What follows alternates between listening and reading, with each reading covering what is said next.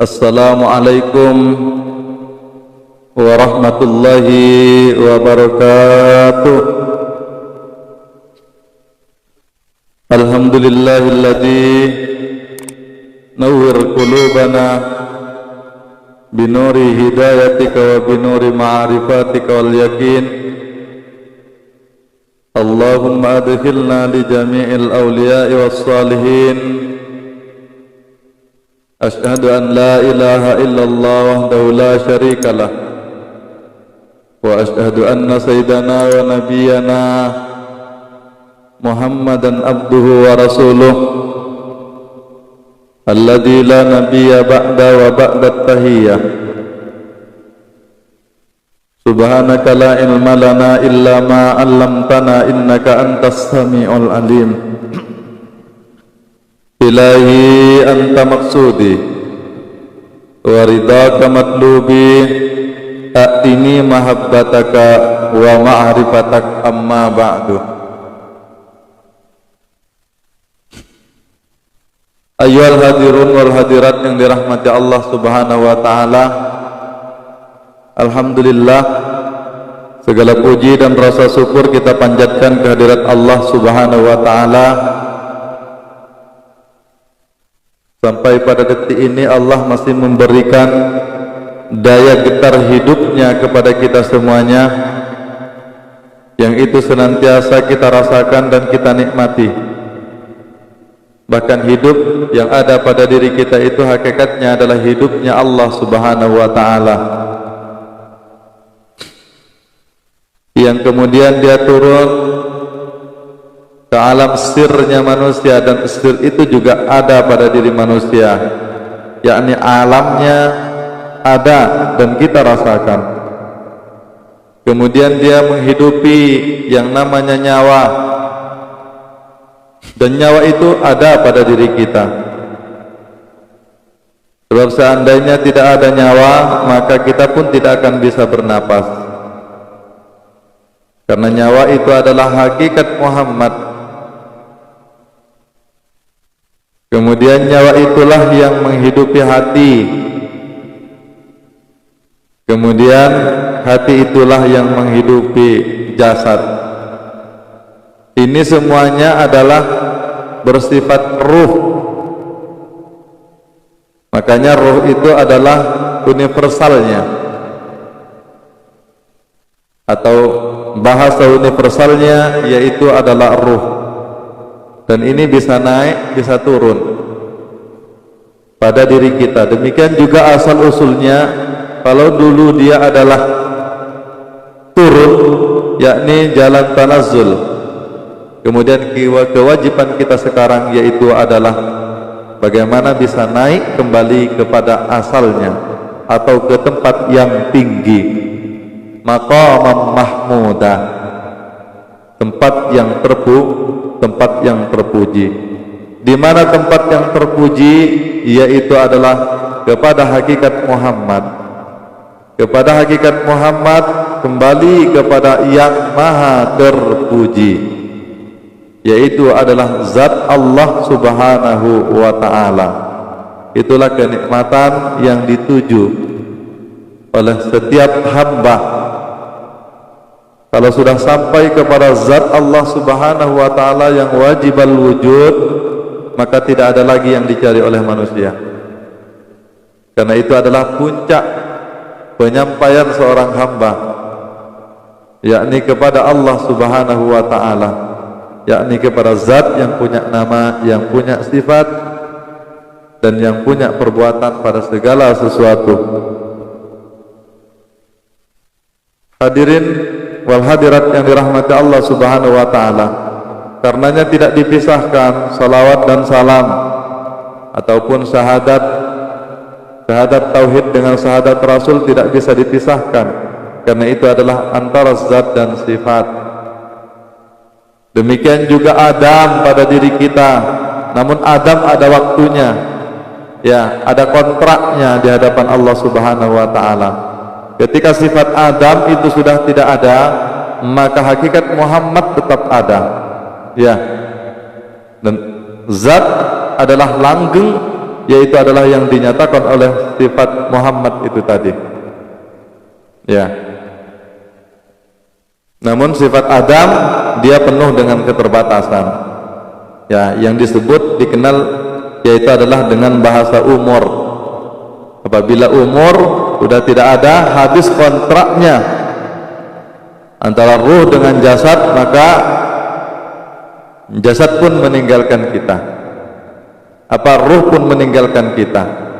Ya, sebab ada kalanya jasad pamitan untuk tidur, tapi kalau mati ruh pamitan untuk meninggalkan jasad.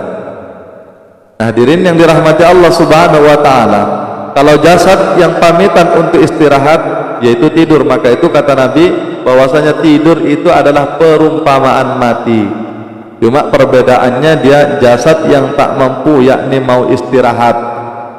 Ya, tapi ruh dia tetap ruh jasmani dia masih berhembus di napas kita, akan tetapi ruh ruhani dia kembali ke dalam genggaman Allah Subhanahu wa taala.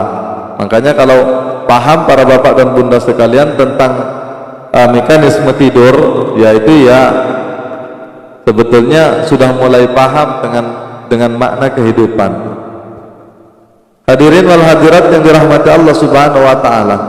Karenanya semoga senantiasa kita berada di dalam rombongan baginda Rasulullah sallallahu alaihi wasallam, baik zahiran wa batinan. Allahumma shalli ala Muhammad wa ala ali sayyidina Muhammad. Sebelumnya yuk kita sama-sama bil barakah tabarrukan kepada Syekh Abdul Qadir Al-Jailani.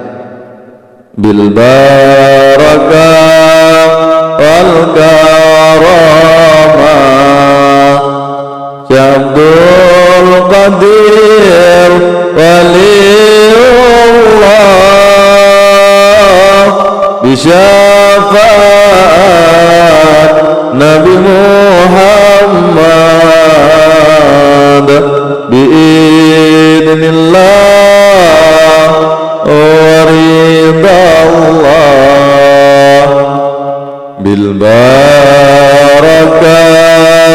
wal karamah Abdul Qadir waliullah bisyafaat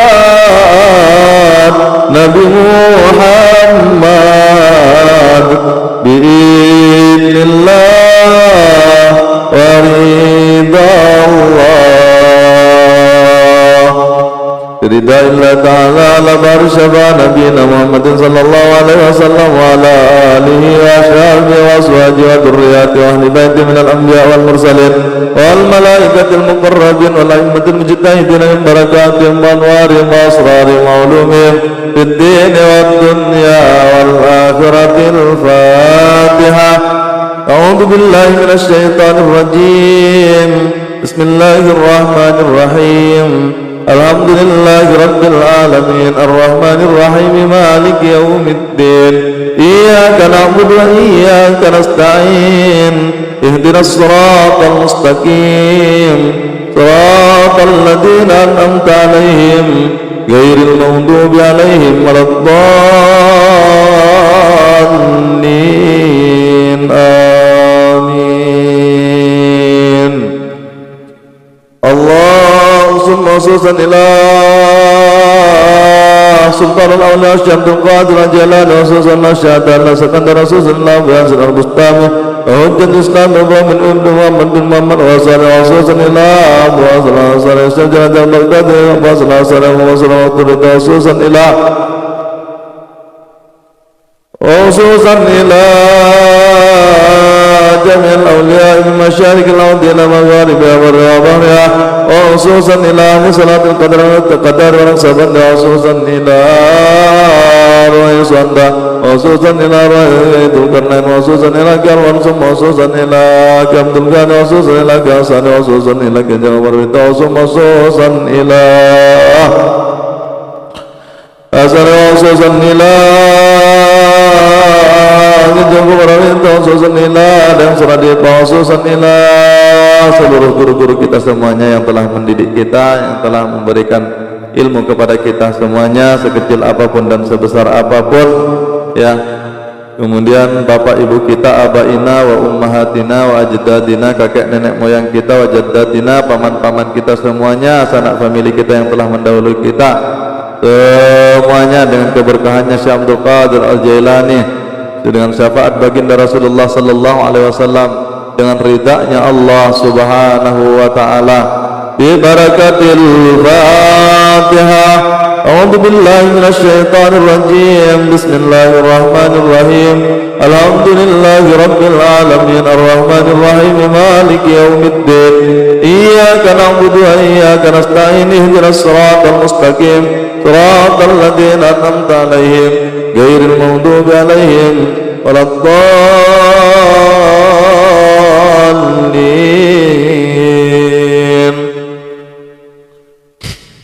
Allahumma ansur alaihi rahmatan wa ridwana wa amitna bi asrarihi fi kulli lamhatin wa makanin. Baik hadirin wal hadirat yang dirahmati Allah Subhanahu wa taala, melanjutkan kajian kita Risalah Al-Ghausiyah, ya.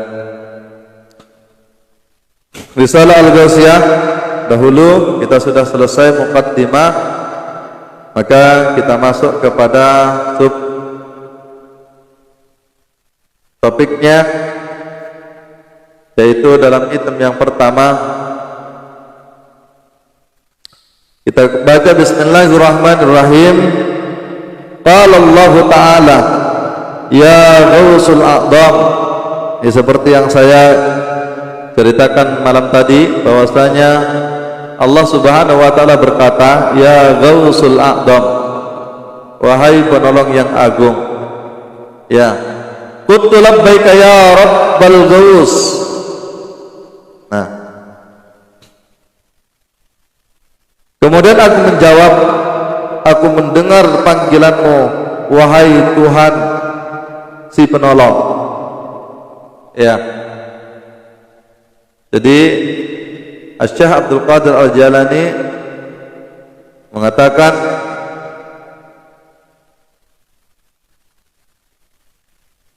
qultu labbaika ya Rabbal Ghaus.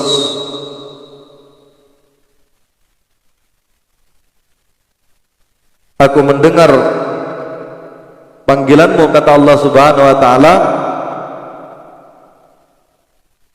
wahai Tuhannya si penolong. Ya. Sebenarnya mungkin Bapak dan Ibu sekalian ini bertanya-tanya, kitab ini seperti apa sih? Kok bisa ada perbincangan? Jadi seakan-akan ya macam Nabi kan? Kemarin sudah saya bicarakan sebetulnya bahwasanya itu namanya suara ilham. Ya. Oh iya, kemarin sudah saya cerita ya, sudah cerita tentang bagaimana cara kerja suara ilham. Dan itu kalau kita bersih jiwanya, kita juga bisa kok Pak berbincang-bincang kepada Allah. Ya, cuma kita kadang nggak ngeh. Kadang kita nggak ngeh. Sebetulnya, ya, kapan saja, di mana saja kita bisa. Ya, apalagi kita bersih jiwanya. Dan ini memang butuh mujahadah. Maka itu Rasulullah sallallahu alaihi wasallam untuk menerima wahyu, beliau kan harus pergi ke Gua Hira, menyendiri di Gua Hira. Tinggi Gua Hira tuh, bukan rendah. Dan perlu juga kepada ibu-ibu, perempuan, ya, kalau suaminya umpamanya melakukan uzlah, ya sudah, biarin saja. Ya, asalkan ada bekal yang ditinggalkannya. Masya Allah. Karena Siti Khadijah dulu, ya, ngirim makanan sama Rasulullah Sallallahu Alaihi Wasallam. Masya Allah, tidak bisa dibayangkan Bunda. Pada waktu itu Siti Khadijah lagi hamil, dalam riwayat diceritakan. Lagi hamil, Rasulullah uzlah ke gunung, apa namanya? Ke Jabal Nur. Beliau uzlah ke Jabal Nur. Jabal Nur itu tinggi, Kalau sekarang masih mendingan Jabal Nur itu sudah sudah dikasih tangga-tangga. Siapa yang sudah pernah ke sana ya, ke Jabal Nur di Mekah? Nah itu sudah dikasih tangga-tangga tuh, jalan-jalan tuh, biasanya banyak tuh orang India, orang Pakistan situ yang membangun itu. Tapi kalau pemerintah Saudi dia tidak mau membangunnya karena itu dianggap bid'ah ya sama orang sana, karena paham sana itu paham Wahabi, tidak seperti Ahlus Sunnah. Mekah itu ya kalau Mekah dulu di masa sebelumnya Raja Saud ya itu Ahlus Sunnah. Akan tetapi ketika kerajaan Turki Utsmani pada waktu itu pecah, makanya Saudi mendapatkan pemberontakan yang dibantu oleh Inggris pada waktu itu. Makanya sesungguhnya persis mirip seperti Malaysia itu. Seperti Malaysia itu negara hadiah dari Inggris. Persis Arab Saudi itu juga demikian. Ya, maka itu ternyata pahamnya sudah paham Wahabi. Ya akhirnya ya situs-situs Rasulullah Sallallahu Alaihi Wasallam ya banyak ditutup, apalagi seperti Jabal Nur. Ya, orang Rasulullah saja, rumahnya Rasulullah itu dibuat WC, padahal rumahnya Abu Jahal tak jauh dari situ. Dia sekitar 50 meter lah rumahnya Rasulullah itu dengan rumahnya Abu Jahal. Jadi orang yang jahat dengan kita itu bukan orang jauh, para bapak dan ibu sekalian. Itu sudah sunnatul Rasul dari dulu. Cobalah kita perhatikan Nabi Ibrahim, siapa musuhnya? Ya orang tuanya, kaumnya sendiri. Jadi kalau ada kiai, ada ustadz yang memang benar-benar hak, kalau dimusuhi sama keluarganya, dimusuhi sama orang-orang sekelilingnya, jangan usah heran. Lebih condong orang luar yang lebih yakin, yang lebih percaya nak berguru, gak usah heran. Ya, itu sudah sejak dulu. Nabi Musa siapa? Orang terdekat. Ya, Fir'aun itu orang terdekat kaumnya sendiri. Nabi Nuh siapa musuhnya? Si Kan'an itu anak kandung. Ya, istrinya. Semua para nabi itu musuh-musuhnya para bapak dan bunda sekalian, yaitu adalah orang-orang yang terdekat dengan mereka. Mohon maaf ini sebelumnya mungkin bawaan malam ini kurang fit karena memang saya buru-buru dari acara tadi yang isi acara buka bersama. Habis itu ya orang minta ruqyah, pengobatan apa tuh? Pengobatan Al-Quran ya bagi para bapak dan bunda sekalian yang terkena penyakit ya, baik penyakit zahir ya maupun penyakit batin, terutama penyakit batin lah. Kalau ada indikasi kena sihir, kalau ada indikasi kena santet, indikasi kena jin ya, kadang jin itu kan jin hutan tuh bisa mengganggu manusia. Itu bagi iman-iman yang labil. Tapi kalau imannya dia stabil, apalagi orang-orang yang ahli makrifat, dia jin itu pak, setan itu senantiasa kita lewat aja dia tawadu, kan luar biasa, nunduk, mereka itu malu sama kita. Tapi sebaliknya, kalau iman kita itu masih abal-abal, habislah. Kalau enggak kesurupan, kalau sudah lama-kelamaan kesurupan, itu bisa mendarah daging jadi gila ya, dipermainkan sama pihak-pihak jin setan tuh. Nah, terkadang kita dibuatnya sakit ya, terkadang kita dibuatnya sakit paha, sakit pinggang, sakit jantung, sakit apa. Rata-rata penyakit manusia itu dari non medis. Akhirnya karena lama kelamaan makhluk-makhluk itu senantiasa menggerogoti, baik yang dari hutan maupun dikirim, yaitu dukun-dukun, tukang-tukang sihir. Nah, itulah lama kelamaan dia yang medis yang kena, umpamanya kena paru-paru, kelamaan memang benar-benar paru-parunya sakit ya kan. Akhirnya umpamanya kena lambung karena lama dia berada di perut, akhirnya dia kena lambung karena selera makan sudah mulai kurang, akhirnya rusak saraf-saraf, belah jadi otor, jadinya kanker otak karena sudah bersarang di kepala, sakit kepala nggak sembuh-sembuh. Nah itu jangan datang ke dukun ya, jangan datang ke dukun, datang ke ustadz, datang ke kiai, minta diruqyah biar bersih tuh. Kalau sudah bersih nanti, kalau penyakit itu lama, maka dia nanti ya mungkin yang medisnya kena itu ya diobati. Kalau medisnya diobati ke dokter lah, dengan herbal, dengan apa. Tapi yang penting yang non medisnya sudah bersih ya.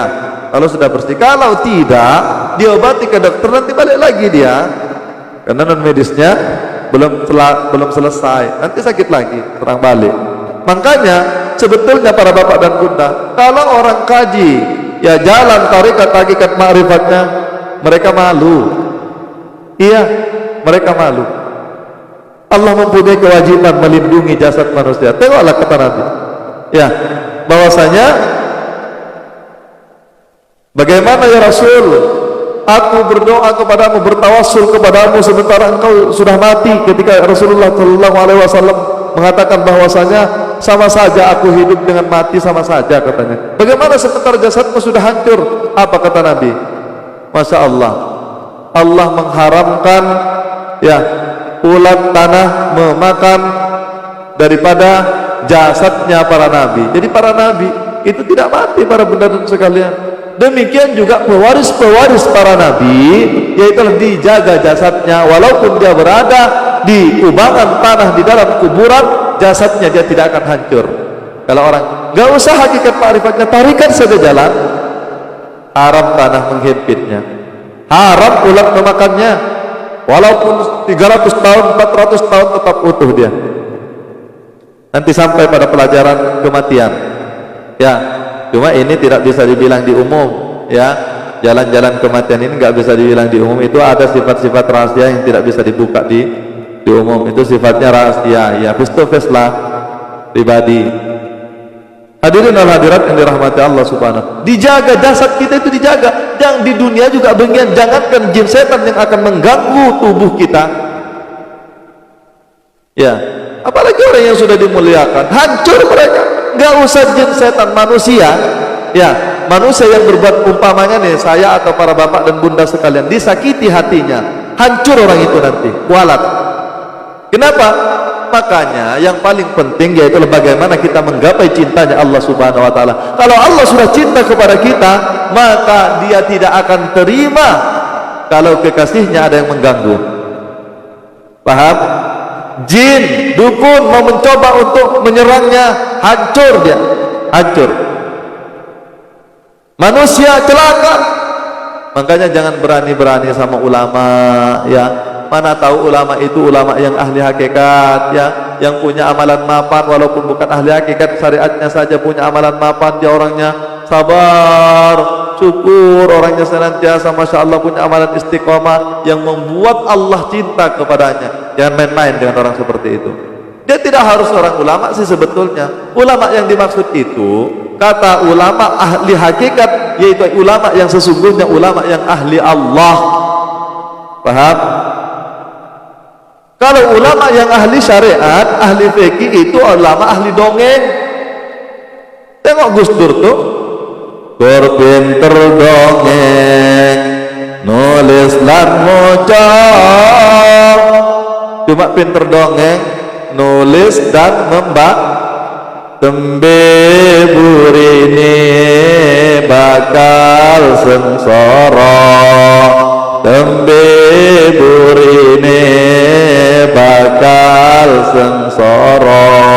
Walaupun alim akan tetapi ahli dongeng, cuma pinter ilmu syariat. Makanya dikatakan bahwasanya al ilmu dhahir bahwa hujjatul adam. Jadi ilmu itu ada dua ya, ada tiga dengan bainallah wa bainahu. Ini sudah sering saya sampaikan. Yang pertama al ilmu dhahir, yang pertama yaitu adalah ilmu dhahir. Ilmu dhahir itu ilmu fikih, ilmu kulit ya, ilmu syariat, itu namanya ilmu dhahir. Bagaimana keadaannya ilmu dhahir itu? Bahwa hujjatul adam, dia adalah hujjatul adam ya, hujjah buat dongeng. Nah, siapa yang pinter ceramah, nah itulah dia, tapi rohani mati.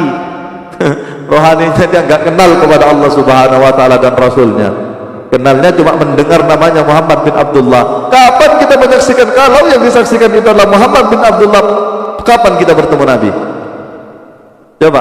Tapi kalau secara hakikat Rasulullah itu tidak mati, dia adalah nyata, menjadi kenyataan alam semesta ini daripada nurnya. Lalu kalau kita apa yang disaksikan? Iya, oke, kalau secara syariat yang menyaksikan Rasulullah hanya sahabat, ya. Tapi tidak boleh pula kita nanti tidak yakin secara syariat saja. Ya kita mesti yakinlah berada di penghujung ini kita spesial. Akan tetapi secara kenyataan syahadat apa yang kita saksikan? Coba. Orang kita nyatanya nggak pernah menyaksikan Nabi, cuma yakin. Kemarin sudah saya katakan bahwasanya bisa nggak kita yakin itu kalau tidak tahu kepada apa yang kita yakini? Cuma mendengar cerita doang. Bisa sih yakin, cuma yakinnya itu ngambang. Umpamanya nih, bahwasanya Ustadz Monalin itu umpamanya telinganya lebar. Umpamanya telinganya lebar, kita tahu ciri-cirinya. Tapi karena kita tidak kenal, ketemu di jalan kita nggak akan nyapa, Pak. Disangkanya bukan. Begitu juga dengan Allah. Allah itu bersama dengan kita, nggak pernah berpisah daripada kita. Cuma kita yang jauh. Yang dimaksud jauh itu bukan meter, bukan jarak, bukan milimeter, bukan kilometer. Ya, yang dimaksud jauh itu adalah kita tidak kenal. Padahal dia senantiasa bersama kita. Ana ma'akum, kata Allah, fa aina ma kuntum. Saya bersama kamu di mana saja kamu berada. Tidak ada, kita nggak berpisah.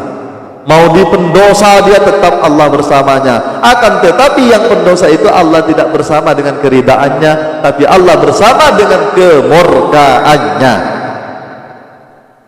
Buatlah dosa itu kalau mau dimurka oleh Allah. Hadirin wal hadirat yang dirahmati Allah Subhanahu wa taala. Allah tidak pernah berpisah daripada hambanya. Ya bagaimana mungkin berpisah daripada hambanya? Kalau berpisah daripada hambanya, bagaimana mungkin dia mengendalikan? Coba secara logika aja para bapak dan bunda sekalian. Kalau Allah itu jauh dengan kita, bagaimana Allah mengendalikan kita? Padahal dikatakan la tataharraku syai'in illa biidznillah. Tidaklah bergerak satu zarrah pun melainkan dengan izin Allah, karena dia adalah yang maha meliputi pada diri kita. Hadirin wal hadirat yang dirahmati Allah Subhanahu wa taala. Wa fi anfusikum afala tubsirun. Dan di dalam diri kamu itu apakah kamu tidak melihatnya? Apakah kamu tidak memperhatikannya? Tadi di mukaddimah saya sudah bilang kok. Masya Allah. Kalau jalan naik, yang pertama adalah dahir kita nih sekarang yang sudah sempurna nih. Ya, yang sudah sempurna. Tapi di dalam diri itu, di dalam jasad itu ada yang namanya hati. Ya, hati itu dihidupi nyawa. Nyawa itu dihidupi esir. Coba, esir itu dihidupi kodrat itu dan iradat, hayat, semua sifat itulah yang menghidupi. Maka itu siapa yang menghidupi? Yaitu adalah yang maha hidup. Sebenarnya ini udah terang-terangan para bapak dan bunda sekalian. Makanya Allah katakan wa fi anfusikum, dan di dalam diri kamu itu afala tubsirun, apakah kamu tidak melihatnya? Tapi karena kita mau melihat dengan mata kepala, ya tidak akan pernah bisa melihat. Kemudian kita melihat dengan pandangan diri kita, sesungguhnya kita adalah buta. Kalau orang buta tidak akan bisa melihat. Nyatanya semua makhluk dan semua manusia itu adalah buta, mati, tuli, bisu, tidak kuat, tidak hidup, tidak berkuasa, tidak berkehendak. Lalu bagaimana melihat dengan sama'ul, dengan basarullah? Paham? Hadirin wal hadirat yang dirahmati Allah Subhanahu wa taala. Sesungguhnya suara Tuhan itu jelas asalkan kita mau berkomunikasi dengan Allah. Ya, mohon maaf ini.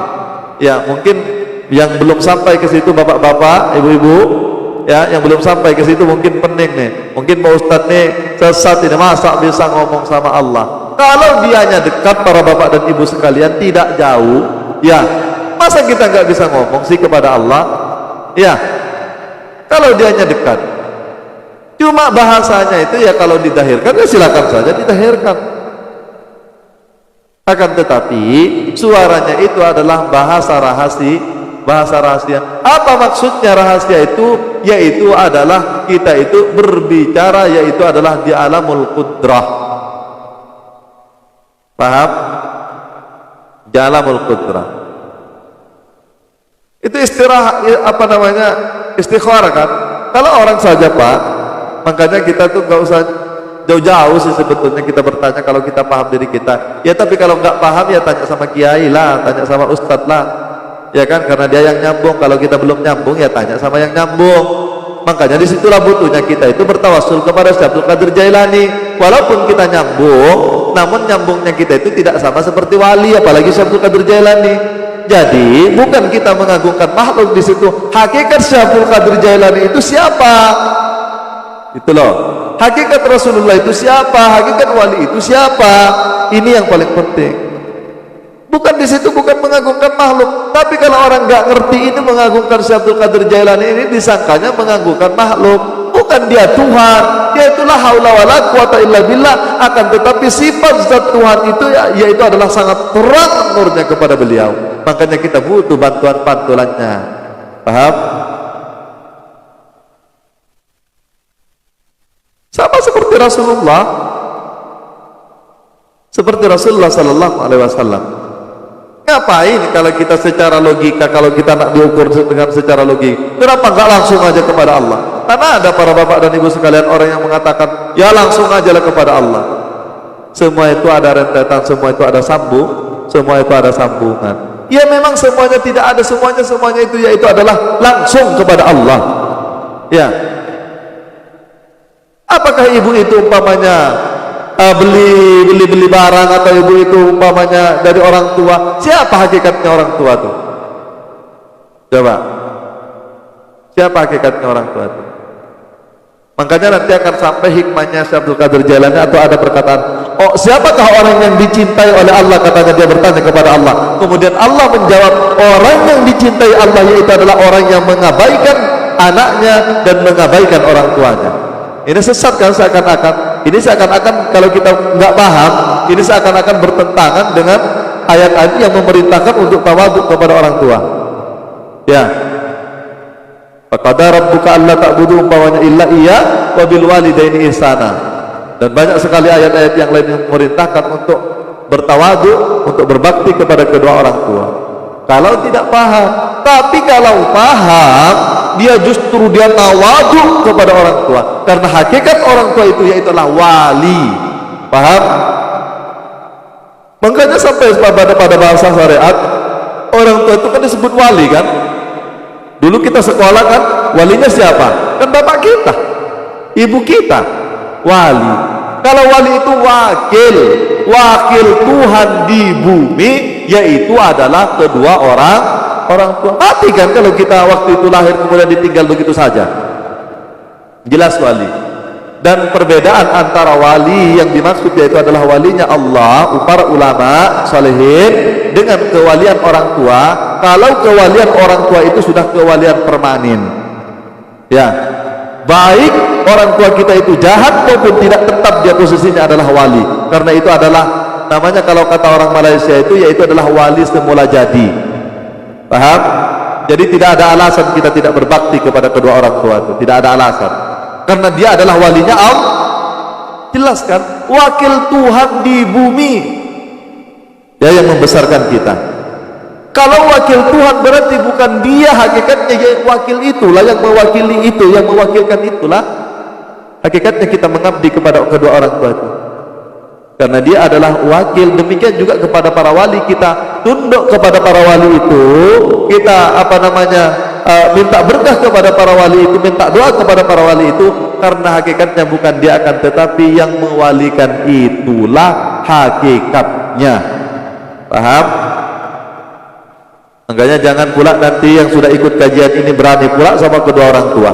Kalau sudah terlanjur selama ini kita punya dosa kepada orang tua, datangi kuburnya, berbanyak bersedekah, membaca Fatihah, doakan kedua orang tua kita, kemudian istighfar, banyakkan baca istighfar yang pahalanya untuk kedua orang tua. Karena orang yang meninggal dunia itu tidak selamat karena 4 perkara kata Nabi. Yang pertama yaitu adalah Fatihah, yang dikirimkan Fatihatul Muslimin. Fatihatul Muslimin orang sampai semuanya kaum muslimin, bukan hanya anak kandungnya. Ya, kemudian sadaqatul muslimin, sedekah yang kita infakkan ke masjid, yang kita sedekahkan kepada fakir miskin, kepada anak yatim, diniatkan untuk orang tua sampai.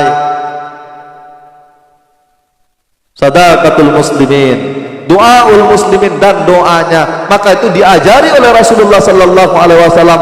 Allahumma ighfir lana dunubana wal ikhwanina alladina sabaquna bil iman, diajari oleh Rasulullah sallallahu alaihi wasallam. Ya Allah, ampunkan dosa kami, ya Allah, dunubana faghfir lana, ampunkan kami dunubana, dosa-dosa kami, wal ikhwanina alladina sabaquna bil iman, dan dosa-dosa orang-orang sebelum kami yang mendahului daripada kami beriman. Itu maksudnya. Siapa mereka? Yaitu adalah orang-orang terdahulu yang telah beriman. Kan Allah sendiri kan yang ngajari doa nih. Kenapa pula ada yang mengatakan tidak sampai doa?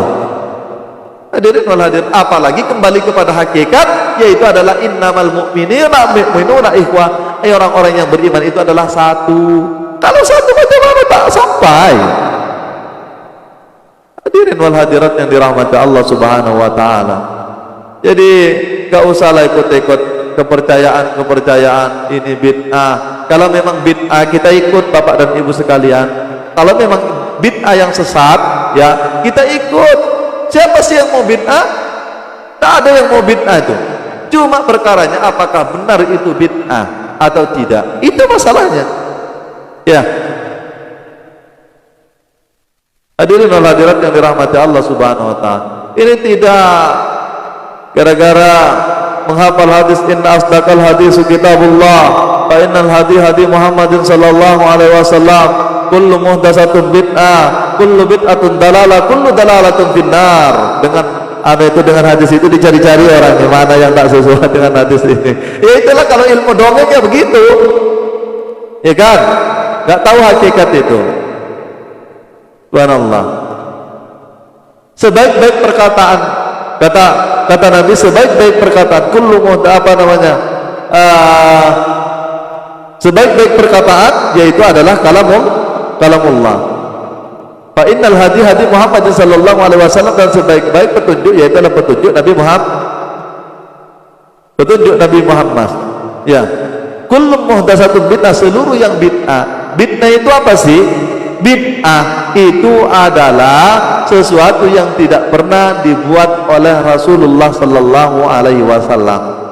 Tapi harus diperhatikan, ada Rasulullah tidak buatnya, akan tetapi membenarkan perbuatan sahabat, itu juga hadis. Ya, hadis itu meliputi perkataan Nabi, ya, tingkah laku Nabi, asrarnya Nabi, itu semuanya adalah hadis. Nah, masuk kepada hakikat apa yang disebut hadis itu. Tapi ini bagian hakikat ya, mungkin ibu belum pernah dengar. Yang disebut muhdas itu yang baru, itu yang makhluk itu baru, para bapak dan ibu sekalian. Berarti yang kadim itu adalah Allah, ya. Berarti kita ini muhdas, alam makhluk ini adalah muhdas. Kalau muhdasnya sesat semuanya, yang benar itu ya Allah dan Rasul, Allah dan Rasulnya memang, ya. Paham maksudnya? Makanya seluruh makhluk itu wajib matinya, wajib hancurnya. Betul? Wajib matinya, wajib hancurnya. Kullu syai'in halik, segala sesuatu itu pasti hancur. Makanya wajib hancurnya segala sesuatu itu. Ya. Kullu syai'in halik illa wajha, kecuali wajah Tuhanmu. Maka itu kalau sudah hancur semuanya, wa yabqa wajhu rabbuka dzul jalali wal ikram, dan wajah Tuhanmu itu adalah kekal perkasa lagi mulia. Paham? Ini mah enggak ngerti bagian syariatnya saja sudah dituduh-tuduh orang semuanya sesat. Kalau memang bid'ah itu kita pun tak mau. Cuma benarkah kawan kita itu melakukan yang bid'ah sesat tuh? Padahal ulama membaginya, Ibnu Ja'far Shadiq itu bid'ah itu ada 5, ya sesuai dengan hukum Islam. Ada bid'ah itu wajib. Mana contohnya yang wajib itu? Memberikan titik kepada Al-Quran, ya, memberikan harkat kepada Al-Quran, memberikan ilmu tajwid kepada Al-Quran, itu wajib. kalau kita tidak ditulis Al-Quran itu karena dulunya tidak dikumpulkan, maka kita tak bisa baca itu Al-Quran. Betul? Kalau tidak diberikan titik, kita nggak bisa, saya pun tak bisa baca. Ya, tengoklah manuskripnya tuh yang ada di Turki itu, yang ada di Mesir tuh, kan tidak ada titiknya dia. Kitab kuning tuh ada titik. Ya, mau dibaca bagaimana? Hurufnya aja nggak lengkap kok. Maka itu wajib hukumnya. Berarti yang bilang bid'ah itu juga dia ahli bid'ah karena dia masih bela Al-Quran. Paham? Ini naik turun ya, syariat sedikit-sedikit nggak apa-apa lah. Ya, karena itu penting juga. Nanti orang katanya kaji hakikat makrifat, tahu-taunya ternyata dilawan dengan kawan sebelah, akhirnya nggak tahu juga, awak kelepek-kelepek juga kan. Masya Allah, goyah akhirnya kita, goyah. Makanya keserasian satu paket, syariat, tarekat, hakikat, makrifat, itu tidak bisa dipisahkan, tak bisa dipisahkan. Maka itu Imam Ghazali mengatakan syariatu bila hakikatin, syariat tanpa hakikat batilatun. Syariat tanpa hakikat batal. Tahulah batal, ilmu kulit, ilmu dongeng doang batal. Bukan saya yang ngomong ya. Sebaliknya hakikat bila syariatin, hakikat tanpa syariat atilatun, utlah dia. Ya, hampa, tak ada makna. Sama saja kan, nihil juga. Makanya satu paket syariat, tarekat, hakikat, makrifat. Pada video pertama dulu saya sudah menjelaskan tentang ilmu tuh. Dari mana dasarnya, apa hadisnya, apa hujjahnya tentang pembagian syariat, tarekat, hakikat, makrifat. Itu pun tidak ada di zaman Nabi. Tapi nyatanya yang menyatakan ahli bid'ah itu dia juga belajar fikih, dia juga sebut membagi ilmu itu ada fikih, ada akidah, ada tauhid. Nah, ada juga mereka membagi. Berarti dia adalah ahli bid'ah juga. Hadirin wal hadirat yang dirahmati Allah Subhanahu wa taala. Nah, maka itu kita kadang nggak ngerti apa sih sebetulnya maksudnya itu. Kalau diskusi juga mereka itu jarang yang menang sih. Kecuali lawan orang on ya, lawan orang yang on menanglah mereka tuh. Ibu bapak itu kalau sudah ditakut-takuti Al-Quran, hadisnya paling takut. Ya memang siapa sih takutlah kita. Ya, cuma kalau kita dibodoh-bodoh, ini hadisnya ini kan disangkanya hadis itu cuma satu, pemahamannya disangkanya cuma seperti apa yang dia pahami. Itu repot. Repot kan Pak? Hidup ini saja dalam prinsip, kalau orang yang mau dipahami tapi dia tidak mau memahami, sesaklah napas dia, sempitlah hidup dia, terkungkunglah. Makanya tolong jadikan prinsip bagaimana kita memahami kepada orang lain, jangan selalu kita minta dipahami biar nggak sempit. Udahlah rezekinya sempit, hatinya sempit, hubungannya sempit, sosialnya sempit. Kenapa? Kita ingin selalu dipahami, makanya muncullah rasa ini saya nih, kau nggak ngerti dengan saya, karena dia yang mau dipahami, tapi dia tidak mau memahami. Alangkah enaknya kalau kita yang mau memahami orang lain, ya. Walaupun orang nggak paham dengan kita, karena perbedaan manusia itu ya beragam para bapak dan ibu sekalian, ya berbeda. Kalau kita memahami orang lain, masuk ke sini bisa, masuk ke situ bisa, karena kita yang memahami. Kalau orang suruh memahami kita, mana tahu dia karakter kita. Coba, yang lain lagi beda, yang lain lagi beda, yang lain lagi bertengkar terus tak selesai-selesai. Saya pun dulu macam itu juga, suka kali bertengkar. Kenapa? Karena saya saja yang mau dipahami waktu itu. Ya, kita aja yang mau dipahami, sedangkan saya nggak mau memahami. Kenapa sih dia nggak paham dengan saya? Ia memang nggak paham Bapak dan Ibu sekalian. Bagaimana yang ada di dalam hati Bapak dan Ibu sekalian? Ini bukan wali, ini bukan orang ahli makrifat. Sedangkan orang ahli makrifat itu kalau tidak dikasih kekaramatan seperti itu nggak terbaca juga hati kawan tuh. Makanya kekaramatan kita itu yang memahami orang lain itulah keramat. Paham? Enak hidup Pak, kalau orang mengerti hakikat kehidupan itu enak. Hubungannya kepada Allah nyaman, hubungannya kepada sesama manusia juga nyaman. Hadirin wal hadirat yang dirahmati Allah Subhanahu wa taala. Coba silakan heningkan untuk membuktikan kita menyendiri itu bisa. Nanti kalau sudah kita betul-betul mendapatkan itu, kita tidak kisah mau di keramaian, mau di kesepian, kita juga bisa berkomunikasi kapanpun, dimanapun. Ya, walaupun kita sendiri kita ramai bersama Allah, walaupun kita banyak orang, akan tetapi kita hakikatnya hanya berdua dengan Allah Subhanahu wa taala. Maka itu Rasulullah memberikan contoh, yaitu adalah uzlah di Jabal Nur. Sekali-sekali uzlah. Ya, walaupun di tempat sholat, di musola, jangan beranjak dulu, silahkan dulu henang-hening gunung, itu silahkan diamalkan. Masya Allah. Komunikasi. Istikharah itu Bun, tidak harus salat tegak, karena upaya komunikasi dengan Allah itu juga istikharah. Cara istikharahnya orang-orang yang khusus itu tidak harus tegak, terakhir ibu tak ada jawaban juga, tapi buat sajalah ya istikharah. Ya habis salat istikharah, tapi sebenarnya dia sudah punya pilihan. Ya nggak bisa. Orang yang minta istikharah itu dia dikosongkan, berada di posisi netral, baru Allah yang memilihkan. Kita ini istikharah, sebenarnya kita sudah punya kecondongan. Maka itu kalau kita masih awam seperti itu kondisinya, ya minta kepada orang yang ahli, tanyakan kepada yang ahli agar dia istikharah. Cuma istikharahnya ulama itu dia tidak harus salat, dia mempunyai salat daim dia. Ya, salat yang berkekalan, di situ dia istikharahnya. Paham? Istikharah langsung komunikasi batin, paham? Langsung komunikasi batin dengan Allah, tanya jawab dengan Allah seperti Syekh Abdul Qadir Al-Jailani. Cuma kalau nggak bisa, udahlah, nggak usah terlalu sok ya. Ini berada di wilayah rawan, ya, orang mengaku-ngaku seperti ini, itu yang seperti itu berada di wilayah rawan, ya, rawan yang tersesat maksudnya. Awas, karena ada suara setan, ada suara Allah, ada suara malaikat. Yang mana satu nih suaranya nih? Ya, jangan-jangan suara setan disangka suara Tuhan, akhirnya jadi Sumanto. Ada dengarkan pernah Sumanto itu makan orang, karena bisikannya itu adalah untuk makan orang. Itu jin setan itu. Makanya mohon maaf, pejalan-pejalan kerohanian kalau tidak ada terbimbing, dia tidak punya guru, ya begitulah akhirnya.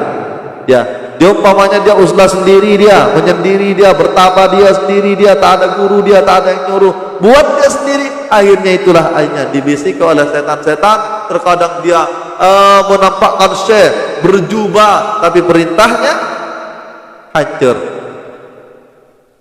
Ya, orang gak kenal Allah gimana?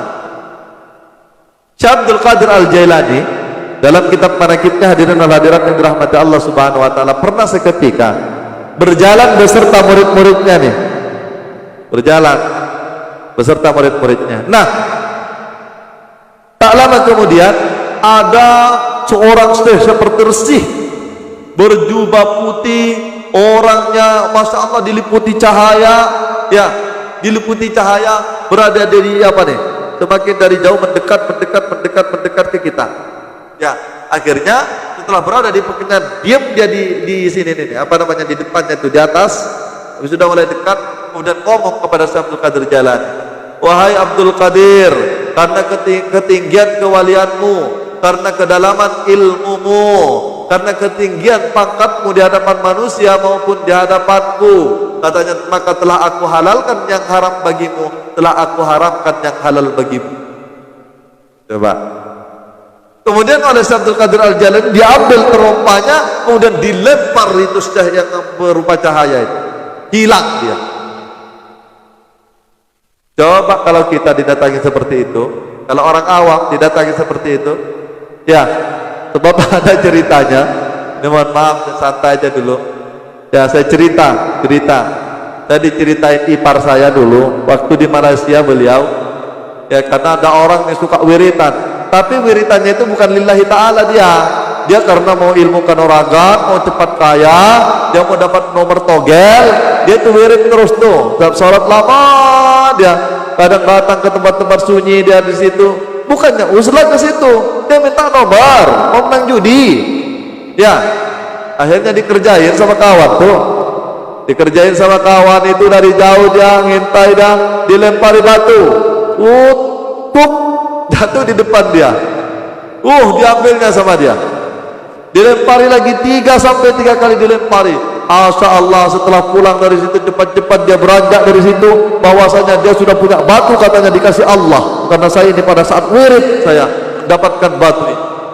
Masya Allah, luar biasa, percaya diri luar biasa. Datang punya ini nih batu jimat ini, Masya Allah, luar biasa. Akhirnya sampai ke rumahnya, dibilang sama kawan itu bahwasanya itu bukan, itu aku yang lempar tadi. Nggak percaya ngotot dia, Allah yang ngasih, bilang batu tuh. Masya Allah. Akhirnya karena 3 kawannya ini yang ngerjain ini semuanya ngomong seperti itu, baru dia berubah pikiran, dikejar kawan tuh. Dia berubah. Nah, itulah hadirin yang dirahmati Allah Subhanahu wa taala. Tolong jangan karena yang lain selain Allah. Kalaupun kita uzlah jangan, kalaupun kita wirid jangan karena ada yang lain. Hendaknya semuanya dilakukan karena Allah. Karena kalau karena yang lain, para bapak dan bunda sekalian, bacaan yang kita baca itu walaupun Al-Quran, yang datang haddamnya jin. Paham? Yang datang haddamnya itu jin. Kalau kita ada wirid, niatnya yaitu adalah selain Allah. Makanya jangan heran, semakin kita punya amalan, padahal amalan itu bukan karena Allah, karena ingin sakti, karena ingin ini, karena ingin itu, karena ingin rezeki, makanya kita hatinya semakin keras, ibadahnya kita semakin kurang, ya hati kita senantiasa ada masalah, tidak pernah merasakan ketenangan, jarang maksudnya merasakan ketenangan. Kenapa? Haddam-haddam yang masuk pada bacaan-bacaan per hurufnya itu, yaitu adalah yang masuk bukan daripada malaikat-malaikat yang memang diutus pada tiap-tiap huruf itu oleh Allah, akan tetapi daripada bangsa jin setan. Makanya hatinya semakin keras, ibadah berat, ada aja masalah.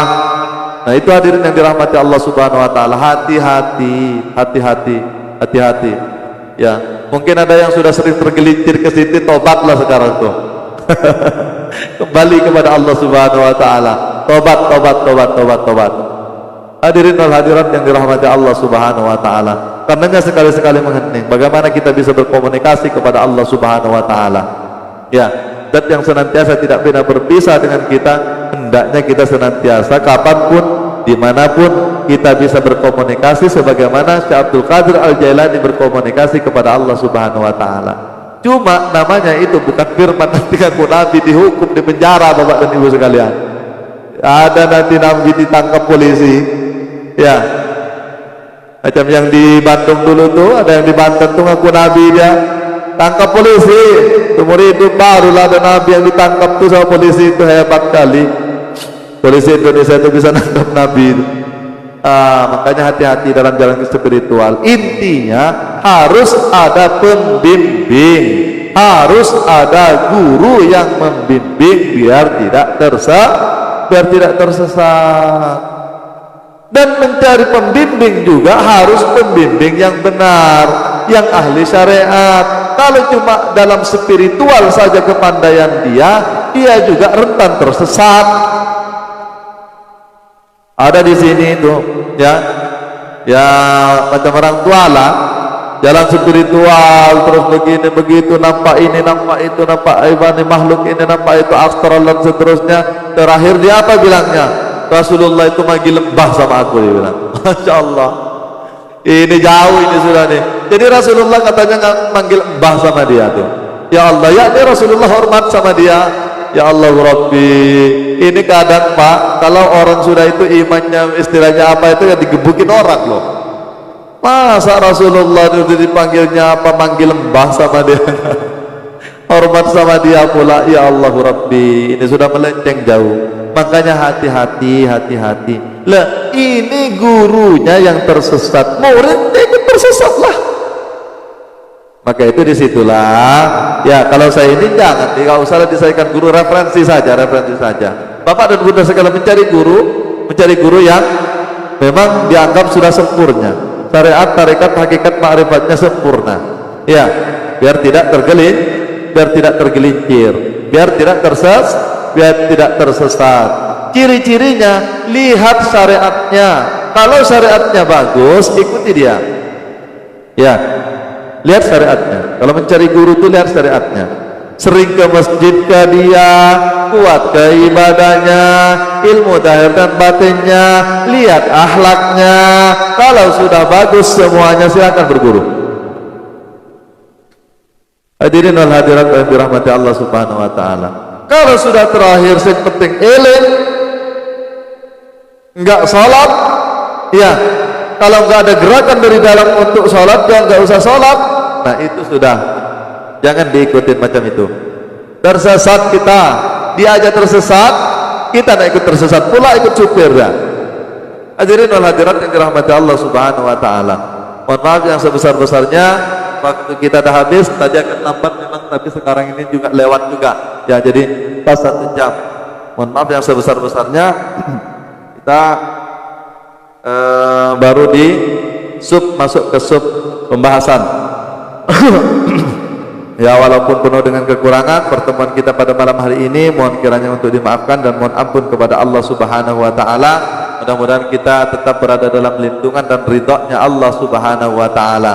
Demikian, wallahul muwaffiq ila aqwamit thariq. Wassalamualaikum warahmatullahi wabarakatuh.